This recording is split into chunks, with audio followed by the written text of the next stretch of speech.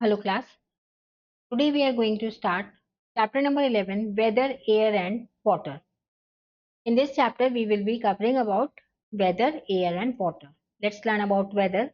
Weather is the state of the atmosphere of a place at a particular time in relation to heat, cloudiness, sunshine, wind and rain. Weather का मतलब क्या होता है? मौसम.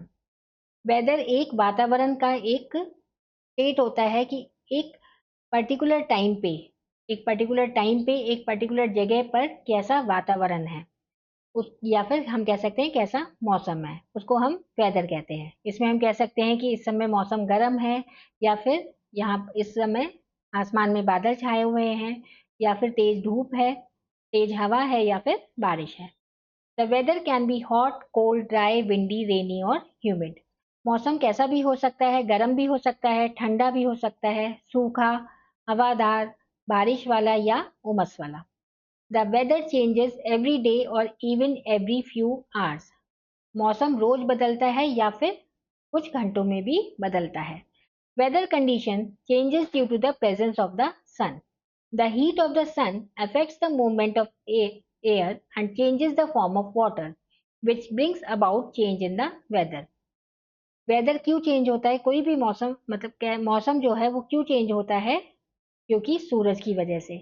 जो सूरज की गर्माई होती है उससे जो हवा है उसका मूवमेंट, जो हवा की गति है, सूरज की गर्माई हवा की गति को प्रभावित करती है, जिससे पानी पे प्रभाव पड़ता है, जिसकी वजह से वेदर में चेंज होता है, जिसकी वजह से मौसम बदलता है। The heat of the sun warms the earth during the day but not during the night, so nights are generally cooler than days. जो सूरज की गर्माई है, सूरज से हमें जो हीट मिलती है उससे दिन गर्म रहता है क्योंकि सूरज दिन में निकलता है, पर सूरज रात में नहीं निकलता है, इसलिए दिन से ज्यादा ठंडी क्या होती है? रातें। The earth spins about its axis and revolves around the sun. One half of the earth is closer to the sun while other half of it is away from the sun.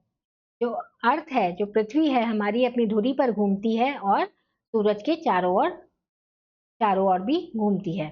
मतलब पृथ्वी दो तरीके से घूमती है, एक अपनी धुरी पर और एक सूरज के चारों ओर।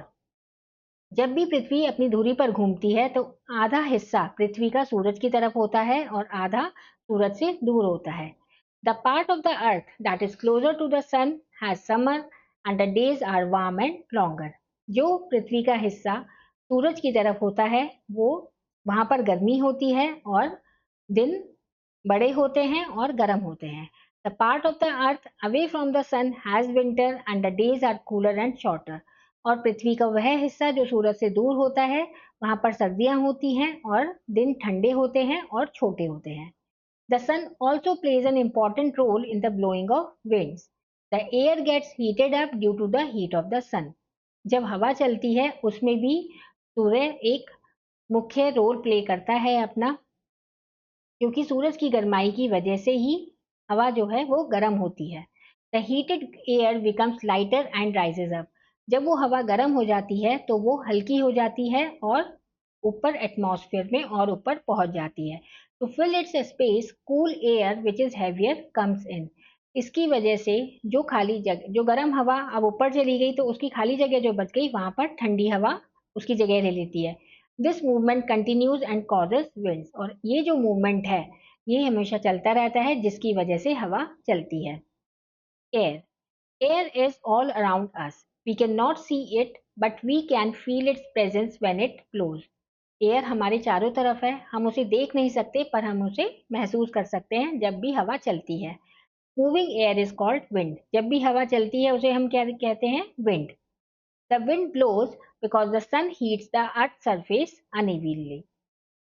विंड क्यों चलती है, हवा क्यों चलती है? क्योंकि जो सूरज की गर्माई है वो पृथ्वी के सभी हिस्से को अलग अलग रोशनी पहुंचाती है और अलग अलग गर्म करता है। Gently moving wind is called breeze while fast moving wind is called storm.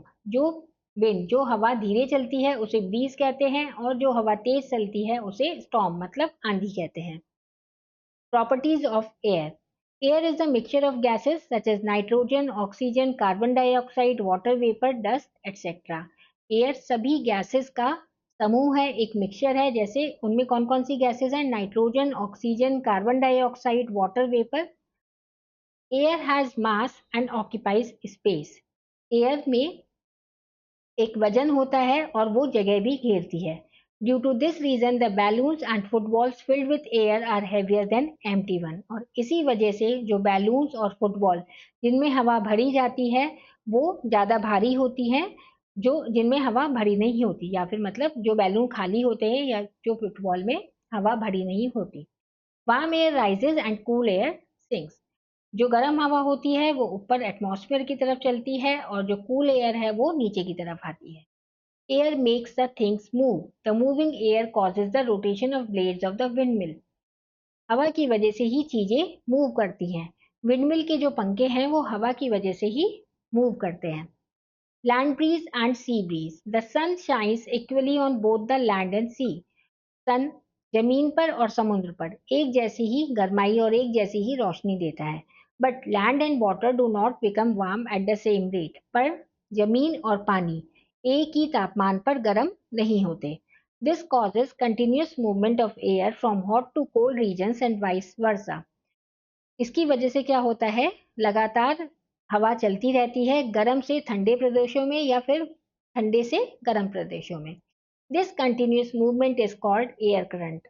और इस ये जो हवा का मूवमेंट होता है, कंटिन्यूस मूवमेंट, इसको हम एयर करंट कहते हैं। In coastal areas these air currents are responsible for causing sea breeze and land breeze. और समुद्री क्षेत्रों में ये जो एयर करंट्स हैं इनकी वजह से सी ब्रीज और लैंड ब्रीज होता है। अब हम जानेंगे सी ब्रीज क्या होता है और लैंड ब्रीज क्या होता है। Sea breeze. During day, land gets heated up, which in turn heats the air above it. दिन में क्या होता है, जमीन गर्म हो जाती है जिससे कि जो जमीन के ऊपर हवा होती है वो भी गर्म हो जाती है। The hot air rises up from the land and the cool air from the sea flows in to take its place. अब ये जो गर्म हवा है, जैसे ही हवा गर्म होती है वो हल्की हो जाती है तो इसलिए वो ऊपर हो जाती है और उसकी जगह क्या घेर लेती है, जो समुद्र से ठंडी हवा होती है वो उसकी जगह पर आ जाती है। This is known as sea breeze. इसको हम सी ब्रीज कहते हैं। Land breeze. At night the reverse process takes place. Land cools down faster than the sea. और रात में इसका उल्टा प्रोसेस होता है, उसकी उल्टी क्रिया होती है।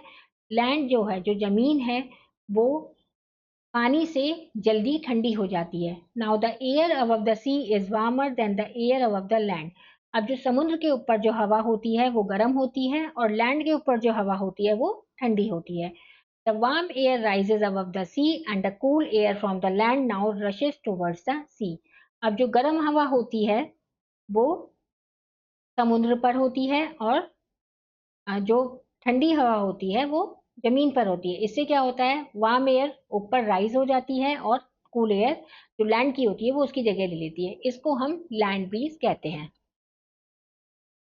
Water. Nearly three-fourths of the earth is covered with water. Water is found in ponds, lakes, rivers, seas, wells, and underground. What is Water is also present in air as water vapor. पृथ्वी का 3/4 हिस्सा जो है पानी से ढका हुआ है। पानी हमें कहाँ कहाँ देखने को मिलता है, तालाबों में, झील में, नदियों में, समुद्र में, कुओं में और जमीन के नीचे भी। और पानी हवा में भी मौजूद है जिसको हम भाप कहते हैं। Water cycle. Water exist in nature in 3 states, solid, liquid and gas. प्रकृति में जो पानी है वो पानी के जो तीन फॉर्म होते हैं, सॉलिड, लिक्विड और गैस। सॉलिड मतलब जब पानी जम जाता है उसे हम कहते हैं बर्फ। जब पानी लिक्विड फॉर्म में रहता है उसे हम लिक्विड कहते हैं और जब पानी भाप बन जाता है उसे हम वाटर वेपर कहते हैं। The heat of sun causes changes in these states. जो वाटर की ये 3 स्टेट्स हैं इसमें क्यों चेंज होता है, सूरज की गर्माई की वजह से, सूरज की हीट की वजह से। The sun slowly heats the water in lakes, oceans and seas to change it into water vapour. सूरज की गर्माई की वजह से जो झीलों, समुद्रों में या महासागरों में जो पानी होता है वो गर्म होता है और भाप बन के हवा में उड़ता है। The process by which water changes into water vapour is called evaporation. ये जो क्रिया है जिसमें पानी जो है भाप में बदलता है इसको हम कहते हैं evaporation. As the water vapor rises, it cools down to form tiny water droplets. This process is called condensation. जब भी पानी भाप बनकर ऊपर हवा में उड़ता है, जब ये भाप ठंडी होती है तो इससे छोटी छोटी ड्रॉपलेट्स बन जाती हैं, छोटी छोटी पानी की बूंदें बन जाती हैं। इस क्रिया को कंडेंसेशन कहते हैं। These water droplets come together to form clouds. अब ये छोटी छोटी बूंदें इकट्ठी हो जाती हैं जिससे बादल बनते हैं। When the clouds become heavy, it begins to rain. और जब ये बादल बिल्कुल बूंदों से भर जाते हैं, भारी हो जाते हैं, तब बारिश होती है। दिस इज कॉल्ड precipitation और इस प्रोसेस को precipitation कहते हैं। This cycle continues in nature and is called water cycle. और ये जो साइकिल है ये चलती रहती है प्रकृति में और इसलिए इसको वाटर साइकिल कहते हैं। Precipitation. Precipitation occurs in different forms like hail, snow, fog, dew and rain. Precipitation जो होता है वो अलग अलग फॉर्म में होता है, जैसे hail, snow, fog, dew और rain. Hail क्या होता है? When raindrops pass through a cold region of the atmosphere, they freeze as balls of ice and become hail. जब पानी की बूंदें जब एक ठंडे प्रदेश से गुजरती हैं, जब जहाँ का जो वातावरण है, जहाँ का जो एटमॉस्फेयर वो बिल्कुल ठंडा है, तो ये जो रेन ड्रॉप्स हैं वो बर्फ की तरह जम जाती हैं और हेल की तरह नीचे गिरती हैं। Snow, when water vapor is cooled suddenly, it freezes into tiny white snow flakes. This is called snow. और जब भाप जो है वो अचानक एकदम ही ठंडा हो जाता है, वो छोटे छोटे स्नो फ्लेक्स में हो जाता है, पानी की बूंदों जैसे हो जाता है, उसको हम कहते हैं स्नो। स्नो मतलब बर्फ। Fog, sometimes during winter season, water vapor condenses just above the ground to form a thick cloud. This is called fog. कभी-कभी सर्दियों में जो भाप है वो सिर्फ जमीन के कुछ ही दूरी पर फॉर्म हो जाता है, जिसको हम कहते हैं कोहरा मतलब fog. Dew. During cold winter nights, sometimes water vapor condenses, then they come in contact with cold objects. जब बहुत ज्यादा ठंडी रातें होती हैं तो जो भाप होती है वो कंडेंसेशन का रूप लेता है और जिससे वो ठंडे ऑब्जेक्ट्स के साथ जब मिलता है तब वो क्या बन जाता है? ड्यू। ड्यू मतलब ओस। You can see dew drop settled on plants, cars and other things in winters. आप देख सकते हैं, आप ओस की बूंदे देख सकते हैं। जब सर्दियों में जब आप सुबह उठते हैं तो आप देख सकते हैं ओस की बूंदे पेड़ों के पत्तों पर, कार पर या फिर दूसरी ऑब्जेक्ट्स पर। Frost, when it is very cold, the dew or fog freezes into tiny white crystals. This is called frost. जब बहुत ज्यादा ठंड होती है तो जो ओस होती है या फिर जो कोहरा होता है वो बिल्कुल छोटे छोटे क्रिस्टल्स में जम जाता है, इसको हम कहते हैं Frost. Rain, when drops of water become too large and heavy to remain suspended in air, they fall on the ground. This is called rain. जब पानी की बूंदें बहुत बड़ी हो जाती हैं और जो कि हवा में टिक नहीं पाती, इसलिए वो जमीन पर गिरती हैं और उसे हम बारिश कहते हैं। Impurities in water. Rainwater is the purest form of water, but as it falls through air, it dissolves some gases, bits of dust, and floating microbes present in the air. बारिश का पानी सबसे प्योर फॉर्म होता है water का, पर जब वो हवा से गुजर कर नीचे आता है जमीन पर, उसमें गैसेस भी मिल जाती हैं, कुछ धूल मिट्टी भी मिल जाती है और एयर में जो कुछ कीटाणु होते हैं, कुछ जर्म्स होते हैं, वो भी उसमें मिल जाते हैं। थस इट बिकम्स इम्प्योर और इस वजह से वो इम्प्योर हो जाती है। Impurities in water pollute it and make it unfit for drinking. जब वाटर इम्प्योर होता है उसको हम पी नहीं सकते। If we drink polluted water we may fall sick. और जब अगर हम गंदा पानी या पॉल्यूटेड पानी पिएंगे तो हम बीमार पड़ सकते हैं। There are 3 kinds of impurities present in the water. 3 तरीके की इम्प्योरिटीज होती हैं पानी में। Insoluble impurities, these can be seen clearly as they do not dissolve in water, for example sand and mud. एक इम्प्योरिटी होती है इनसॉल्युबल इम्प्योरिटी, मतलब जो कि पानी में घुल नहीं सकती, जैसे मिट्टी और रेत। Soluble impurities, these dissolve in water so they cannot be seen, for example chemicals. Soluble impurities जो पानी में आसानी से घुल जाती हैं जो और हमें दिखाई भी नहीं देती, जैसे कि केमिकल्स। डिजीज कॉजिंग जर्म्स और microbes, these cannot be seen but they are present in untreated water. और ये जो इम्प्योरिटीज होती हैं इनसे हम बीमार पड़ सकते हैं। जो पानी प्योर नहीं होता, प्यूरिफाइड नहीं होता या फिल्टर्ड नहीं होता, उसमें ये जर्म्स और माइक्रोब्स प्रेजेंट होते हैं जो हम देख नहीं सकते। अब इस प्योलिटेड वाटर को हम कैसे प्यूरिफाई कर सकते हैं? Purification of water. Contaminated water can be clean by following ways. Contaminated water को हम 3 तरीके से सही कर सकते हैं: sedimentation and decantation. These processes are used to separate insoluble impurities from the water। ये जो क्रियाएं हैं, ये जो प्रोसेसेस हैं, इससे हम पानी में से इनसॉल्युबल इम्प्योरिटीज, इनसॉल्युबल मतलब जो पानी में इम्प्योरिटीज घुलती नहीं है, उसको हम अलग कर सकते हैं। The contaminated water is let to stand still for some time in a container. The heavy impurities settle down at the bottom of the container।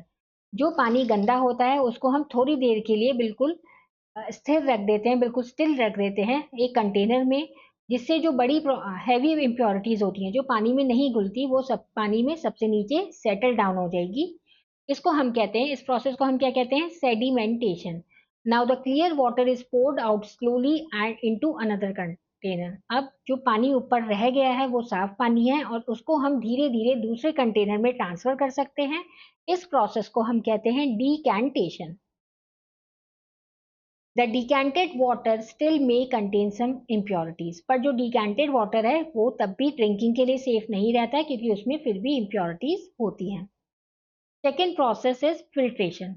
It is process of removing insoluble impurities in water by pouring it through a filter paper। इसमें ये एक process है जिसमें water की जो insoluble impurities हैं उनको हम एक फिल्टर पेपर के थ्रू वाटर को छानकर उससे हम इम्प्योरिटीज को हटा सकते हैं। जैसे इस यहाँ पर एक एक्टिविटी दे रखी है, filtration of muddy water. Take a round filter paper and fold it twice across as shown in figure. एक गोल फिल्टर पेपर लेना है, जैसे ये फिल्टर पेपर है, ये आपने लेना है और इसको ऐसे गोल मोड़ लेना है, एक कोन बना लेना है उसका। Open it out in the form of a cone, put it in a funnel. अब उसको आपको एक फनल मतलब एक कीप में रखना है, जिसको हम हिंदी में कहते हैं, उसमें रखना है। Now carefully pour the muddy water into the filter paper with the help of glass rod. अब धीरे धीरे उस मिट्टी वाले पानी को आपको ट्रांसफर करना है इस फनल से, इस जो कि फिल्टर पेपर से छनकर नीचे आएगा। The impurities can not pass through the filter paper. जो इम्प्योरिटीज है वो छनकर फिल्टर पेपर पे रुक जाएंगी और साफ पानी नीचे आ जाएगा। Clean water passes through the filter paper and collects in a beaker below the funnel। साफ पानी फनल में, क्लीन वाटर फनल में इकट्ठा हो जाएगा। Third process is boiling. Boiling helps in killing germs present in the water। Boiled and filtered water is safe for drinking। Boiling से क्या होता है, जब भी हम पानी उबाल कर पीते हैं, उबाल कर ठंडा करके पीते हैं, उससे क्या होता है, बॉइलिंग से जितने भी जर्म्स प्रेजेंट होते हैं पानी में वो सब खत्म हो जाते हैं और वो पानी सेफ रहता है बिल्कुल पीने के लिए। Chemical treatment। Chemicals such as chlorine, bleaching powder, potassium permanganate are used to kill germs। ये कुछ केमिकल्स हैं जिससे कि हम जर्म्स, पानी के अंदर जो मौजूद जर्म्स होते हैं उनको मार सकते हैं। Addition of chlorine to water for cleaning is called chlorination. अगर हम वाटर में क्लोरीन मिला दें वाटर को साफ करने के लिए, उसको कहते हैं chlorination. It helps in killing the germs in water. इससे जो है पानी में मौजूद जर्म्स हैं वो मर जाते हैं। Next is water conservation. अब हम वाटर को कैसे बचा सकते हैं? Water is a precious resource. Life on earth is not possible without water. We must conserve water for future generations. We can do this by following these ways. पानी एक बहुत कम कीमती प्राकृतिक रिसोर्स है, प्रकृति की देन है, जो कि और अर्थ में, पृथ्वी पर जीवन बिल्कुल भी पॉसिबल नहीं है, जीवन मुमकिन नहीं है पानी के बिना। इसलिए हमें अपनी आगे आने वाली पीढ़ी के लिए पानी बचा कर रखना चाहिए। वो हम कैसे कर सकते हैं? Repair leaking taps and pipes. अगर कोई भी नल है जो खराब है, जिसमें से पानी टपक रहा है, या फिर पाइप है जो खराब है जिससे पानी वेस्ट हो रहा है, उसको हमें रिपेयर कराना चाहिए। Store water in clean and covered containers. हमेशा पानी हमें ढक के रखना चाहिए, कवर्ड करके रखना चाहिए। Use bucket and mug rather than a shower to take bath. और हमेशा हमें बाल्टी और मग से नहाना चाहिए rather than shower. Let us quickly recall the chapter। Weather is a state of atmosphere of a place at a particular time in relation to heat, cloudiness, sunshine, wind and rain। Air is all around us। Air currents are responsible for sea breeze and land breeze. Nearly 3/4 of the earth is covered with water. The movement of water from the earth to atmosphere and then back to earth is known as water cycle. Sedimentation and decantation, filtration, boiling and chemical treatment are the ways to purify water. Water is a precious resource, we must conserve it. Let's start the exercise. Take the correct option. Which of these is responsible for changes in weather and seasons? Sun is responsible for changes in weather and seasons.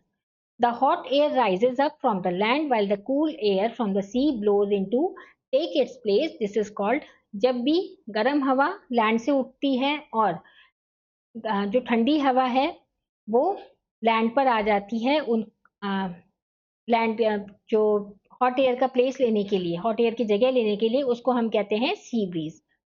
The dash changes every day or even every few hours. The weather changes every day या फिर कुछ घंटों में. Dash tablets are used to clean water. Chlorine tablets are used to clean water. Impure water can be cleaned by impure water हम कैसे clean कर सकते हैं? Filtration से. Fill in the blanks. Dash heats up and cools down faster than the. इसमें हम लिख सकते हैं air या फिर आप लिख सकते हैं land heats up and cools down faster than the sea. Moving air को हम क्या कहते हैं? Wind. Dash give weather forecast. क्या चीज weather forecast देती है? सैटेलाइट से हमें weather forecast मिलता है. Dash breeze flows from land to sea.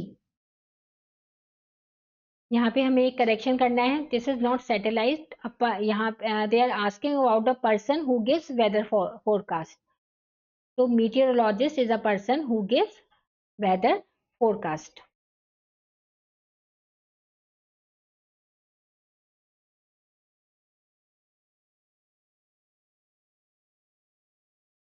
Dash breeze blows from land to C.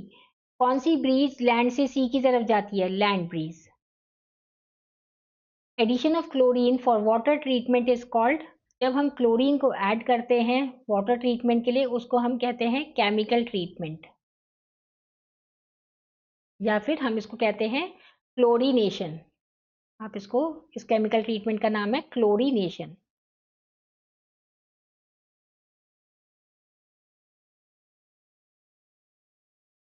Write T for true and F for false for the following statements.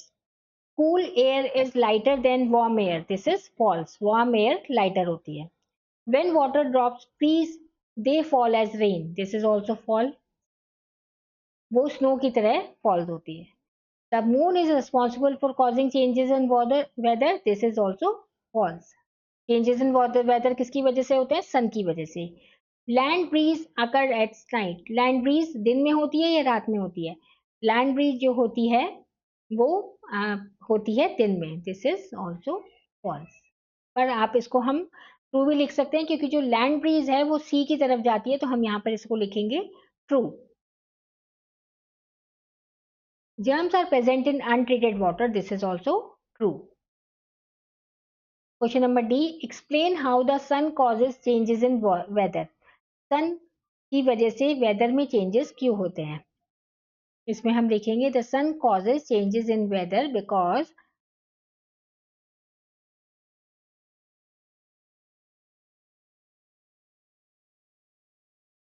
आप इसको यहाँ से शुरू करते हैं. Weather condition changes due to the presence of the sun.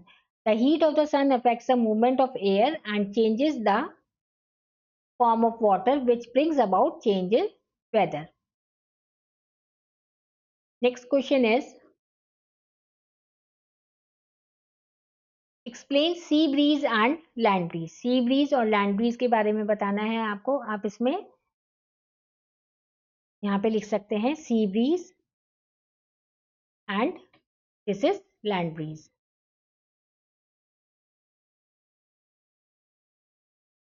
Third one is explain the various impurities present in water. Water में कौन कौन सी इम्प्योरिटीज होती हैं? वाटर में अलग अलग तरीके की इम्प्योरिटीज होती हैं, जैसे इंसॉल्युबल इम्प्योरिटीज जिसमें कि सैंड और मड एग्जाम्पल आप दे सकते हैं। उसके बाद सॉल्युबल जो कि केमिकल्स, और disease causing germs and microbes. There are 3 kinds of water impurities. Next question is explain water cycle. Water cycle क्या है? पहले इवेपोरेशन होता है, then condensation and then precipitation. This movement goes on और इसको हम कहते हैं water cycle.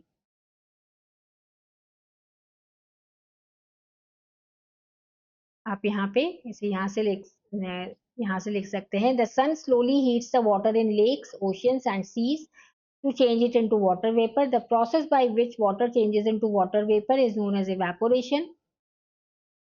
As the water vapor rises, it cools down to form tiny droplets of water. This is called condensation. Then these water droplets come together to form clouds. When the clouds become heavy, it begins to rain. This is called precipitation. So this cycle continues in nature and it is called water cycle. और आप ये diagram भी इसमें बना सकते हैं. And the last question is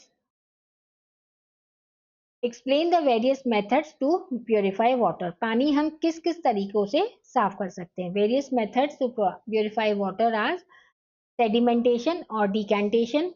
आप इसके बारे में लिख सकते हैं.